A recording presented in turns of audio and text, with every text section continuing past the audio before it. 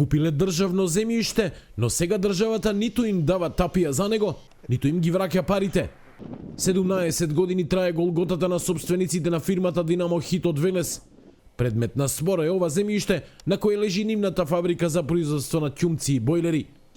Во 2005-та на лицитација од УЈПА купиле објекти на поранешниот велешки агрокомбинат Лозар заедно со земјиштето. За нив платиле уредно, но тогаш почнале и абсурдите.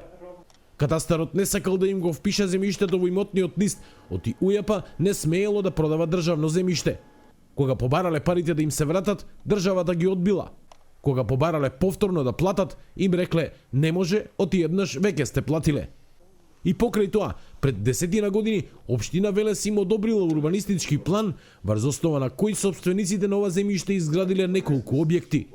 Пред неколку дена, новата општинска власт овој документ им го поништила и на земјиштето почнала да гради водовод. Не можеме да ги стопираме луѓето, подпомогнати со полиција, едноставно ни се заканија дека и ќе не приведат. Бидејќи сме ги попречувале. Сметаме дека земјиштето си е наше, платено е, и дека еден ден ќе се врати во наша собственост и што понатаму, како ќе се одвиваат работите, како ќе ја поместиме ние сега ова диво поставена мрежа, а да поставиме нашите градежни објекти.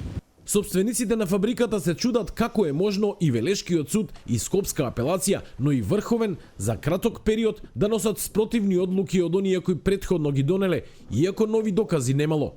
Во меѓувреме, од Динамо Хит велат дека на спорното земјиште копа кој ќе стигне, вклучувајќи ги и соседите. Тоа се диво изградени објекти во соседните парцели, тоа се куќи, група намештани и една фирма која граничи со нас, си направија пат и го користат во нашата парцела. Пат не постоел, патот си е во припадност на нашата парцела, меѓутоа они си имаат од друга страна природодинните парцели, не сакаат да ги користат тие пристапни патишта, сакаат низ нашето да минат и до ден денеска се понашаат толку безобразно да едноставно ние више не можеме тој притисок да го издржиме. Како се толку можни?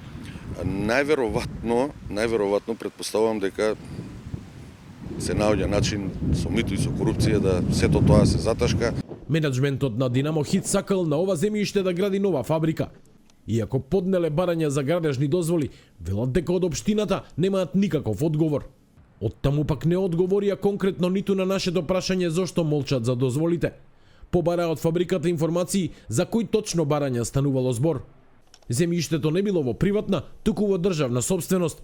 Општината имала дозвола за градба на водоводни линии, а за укинатиот урбанистички план ја упатија фабриката да поднесе жалба до Министерството за транспорт. Градежното земјиште не е во собственост на Динамо Хит од Велес, туку во собственост на Република Северна Македонија. Постапката за докажување на собственоста е завршена со пресуда на Врховен суд на Република Северна Македонија февруари годинава, со која пресудата на Основниот суд Велес од 2021 година се потврдува. Спорот е сега на меѓународни судови кои треба да пресечат за овој абсурден македонски случај.